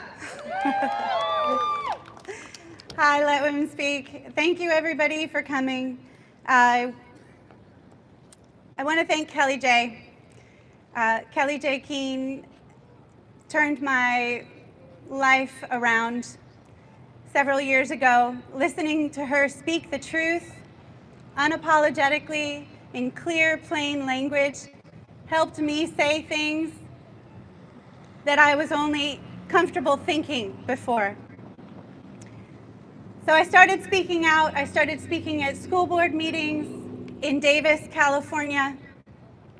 I met incredible TERFs in California. Quite a few of them are here today. I want to encourage everybody, just start talking, just start speaking. You have no idea the power of one-on-one conversations. I believe in the billboard.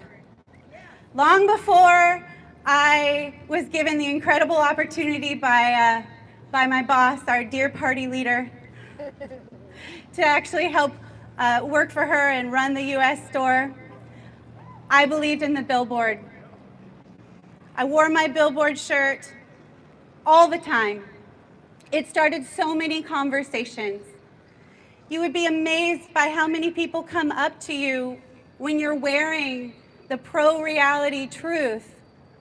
And they come up to you with relief in their eyes and relief on their faces because they know you're safe to talk to, because you haven't been sucked into a cult. You know the truth, and they can speak with you about it. It is so powerful. We need each other. We need these conversations. We need to find each other. Because just like Joey said, and just like Marjorie said, and just like Melissa said, what we are up against is massive. Trans ideology is a cult. It is the love child between big pervert and big pharma. It is going to take all of us to stand up against it. So even if you feel like you don't have the power in your own life, even if you feel isolated, you're not. Just start speaking. Wear the billboard. Have conversations. You would be amazed at how many people will come to you and the power that can come when you just unite with 2 or 3 or 4 or 10 or 20 people. It builds, it grows. We are powerful, but we need everybody. The people in charge, the elites, big pervert, big pharma, there actually aren't that many of them, but they do have a shit ton of money. They are incredibly powerful, but nobody's more powerful than we, the people. So we need to speak. So thank you, everybody who came from so far away to come here and support and speak and listen. I am so grateful. I am so honored to be a part of Let Women Speak. I am honored to be the conduit to help other people be the billboard. It's a huge, huge honor. I take it very seriously, and I'm just so very grateful. Thank you all. Oh, I did have one young woman sent in a voice recording. Oh, yeah. Sorry, I did have one more thing. I have a young woman named Tara who sent in a voice recording, a brief speech. I'm going to try to pull it up and hope that it plays on my phone. Thank you all for your patience. We're a women's rights rally! No woman has a penis! They asked if we were a trans rally. No. Anti-trans, no. We're women's rights. Sorry. That's all right. I like that. Spontaneity. In my 20s from the United States.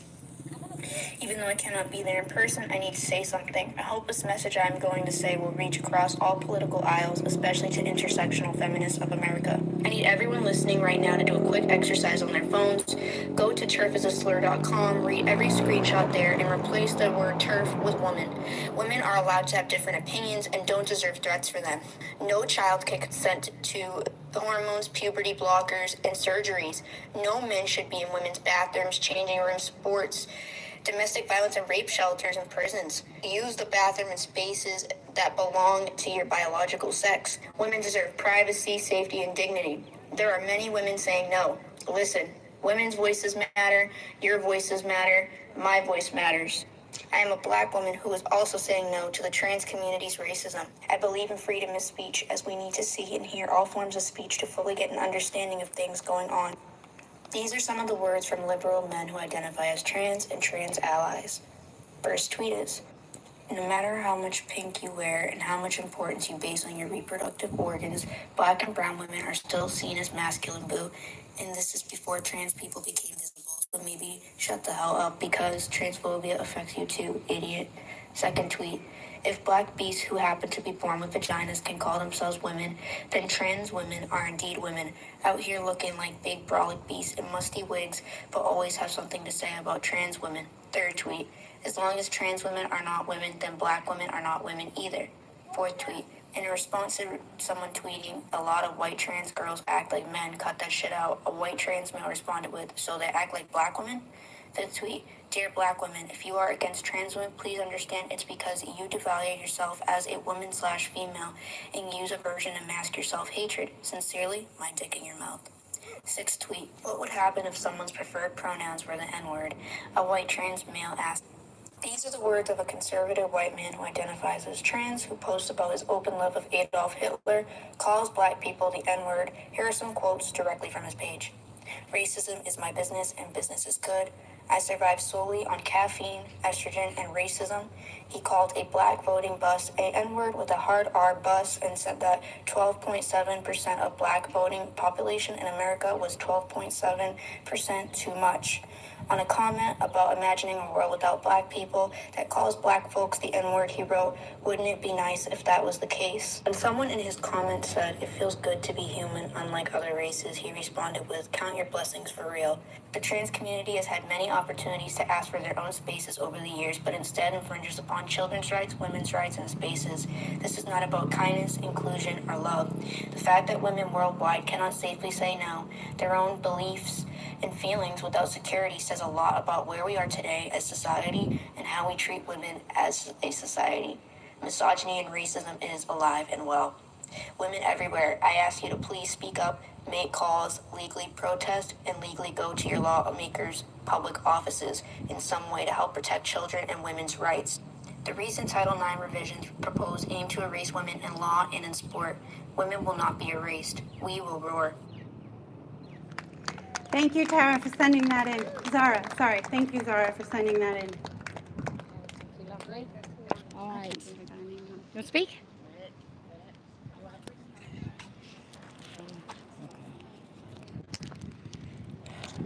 All right.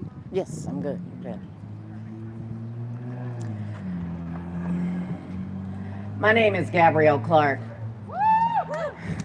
and I'm normally a lot more active than this. I think Allie put this red vest on me so I'll behave at this event. I fight gender ideology. I fight indoctrination. I help pull children out of the gender cult all over the world. I help people parent their children into desistance from social transition, just like I did for my own daughter. Because at no point did my daughter ever believe she was a boy. The social contagion by activists and perverts and fetishists is permeating throughout our culture, throughout our society, not just here in America, but all over the world. I help people. I coach them so that they can bring their children back.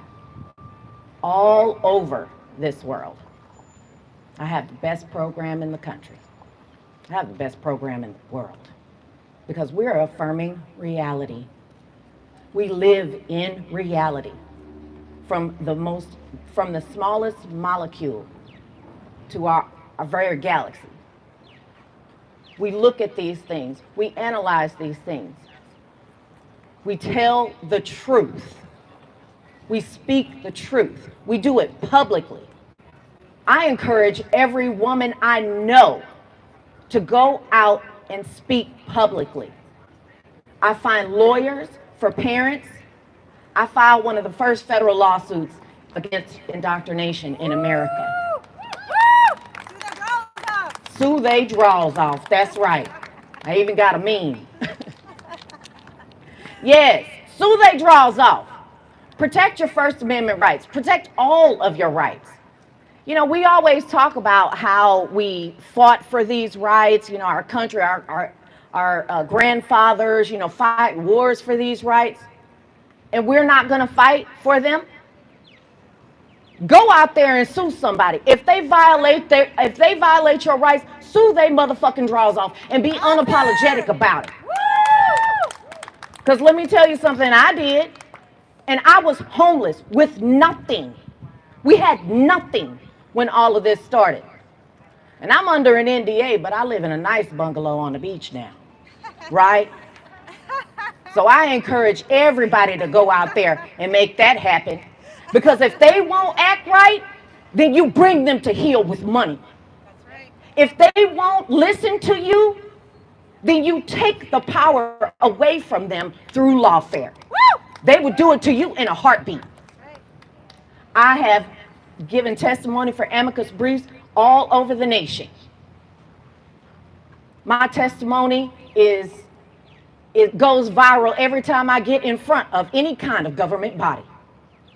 And that's because I don't care how they feel about what I'm saying. They could call me a bigot. They could call me a transphobe. Well, guess what? You can get glad in the same draws you got mad in, because I don't give a motherfuck what you say about me. I will say whatever I want to say, publicly, loudly, aggressively, and I don't care how anybody feels about it. And every woman in this country needs to put your titties in a tight bra, put some lipstick on, and go out there and start talking your truth. The tatas of justice, right? Yes. Get out there and do that. I've been going and protesting all over this country. I've had my finger broken. I get called all kinds of names. I don't give a damn. I would call a man out so fast, get your big ass out of here. What are your pronouns? Fee, fi, fo, fum? Get your ass out of here. I'm non-binary. Get the hell out of here, sir. No, you don't have to tolerate that nonsense. And you don't have to be kind. You don't have to be meek and mild. My pearls and my diamonds, they stay on point, regardless of how nice and sweet I am, which is rare, just so you know. But they're still here. They're still mine. It doesn't change who I am. It doesn't change the fact that I am a female. From the bottom of my feet until to the ends of my hair follicles, I am a female. I am a woman. I'm a TERF. I'm an American. I'm a Texan. And at no point is that ever going to be any different for anybody, no matter how much you feel it. So everybody, get out there, sue somebody, protest, get involved, keyboard warrior if you need to. Get into this. Otherwise, we will lose those freedoms that our forefathers fought so hard to give us. And that's it. Thank you. Thank you very much. Thank you. Okay. Thank you, darling. Oh, sorry. I can't. Okay. So, we came to Tulsa. What? Do you want to speak? You've got to be very quick because I have to finish at 3. All right. Thank you. You're very welcome. Go. Hi, I'm Judy C. I'm from California. A bunch of us TERFs from California came out here. Thank you so much for coming, Kelly. And I want to thank all the women that came before us that had the guts to go out there and say something, because they gave me a little bit of their courage, and we're here to give you a little bit of courage to say the truth, which is there are 2 sexes, men and women, and that is it. Men don't belong in our spaces. We have some demands. We are not going to shut up about this, okay? It's an election year. Politicians, we are not going to shut up until we get the word woman in law defined, until the transition of children stops. And when we get men, I'm talking about males, out of our spaces, our sports, and our prisons. That's it. We're not going to shut up. So we're here. Please join us. Thank you so much, Kelly. Thank you. Okay, so I'm going to wrap up now. Thank you. Thank you. So we came here today because we wanted to be able to say, and we wanted to make sure other women could say and other men could say, and anybody who damn well felt like it could say, no woman has a penis. No woman has a penis. No man has a vagina. No man has a vagina. There's no such thing as non-binary. And transitioning children is profound abuse. Transitioning children is profound abuse. It lacks a rhythm, doesn't it? It lacks a rhythm. I will do this. I will do it. Ali's annoyed with me because I forgot to say, oh, what a day this has been. What a rare mood I'm in. Why, it's almost like being a... Okay, anyway. Oh, I probably should. Yes, you should. Oh, Oklahoma. No. Anyway, I was Ado Annie in Oklahoma. But I have found the way of saying no quite frequently, despite her character. Right. So, we're doing this outside because the reason I have to do it outside is every time I ever try to organise something inside, I would get cancelled. And I wouldn't be able to speak inside, so venues would cancel us. Even public libraries in New York cancelled the talks that we were doing. And whilst sometimes it's been tricky with trans activists, this is the best thing to do. The best antidote to being forced to be silent is to not be silent, is to speak up. And I just want to say, for those people watching, if you're afraid to speak, I want you to be far more afraid of your silence. I want you to be far more fearful about what happens if in 5 years' time you look back and this is so much worse than it is now and you said nothing. You really do have to just be very brave now. And actually, don't be brave. It's a coward's way to speak, really, because if you don't speak, how many girls can have their breasts cut off for you to speak? How many children can be sterilized before you speak? How many women have to be raped in prison before you'll speak? What are you waiting for before you speak? And I often say, if not you, then who? And if not now, then when? Because Jesus Christ, it's now, right? And it's got to be you. It's got to be you. It's got to be, it's got to be you, because there's so many other people that are just waiting for permission to speak. And that's what each and every one of us does every time we speak. Whether you speak eloquently, whether you speak with nerves, whether you just say very short sentences, whatever you do, every time you speak, you make way for somebody else to find their courage so that they can speak too. And I promise, if you come out in public and you open your mouth and you speak the truth, I promise we will win. If you stand next to someone you know you absolutely agree with them on nothing except this one issue, and you're okay with that, then I promise we will win. And do you know why else we're going to win? Well, because I never lose. Lovely. Right, let's get out this pig in boiling sun.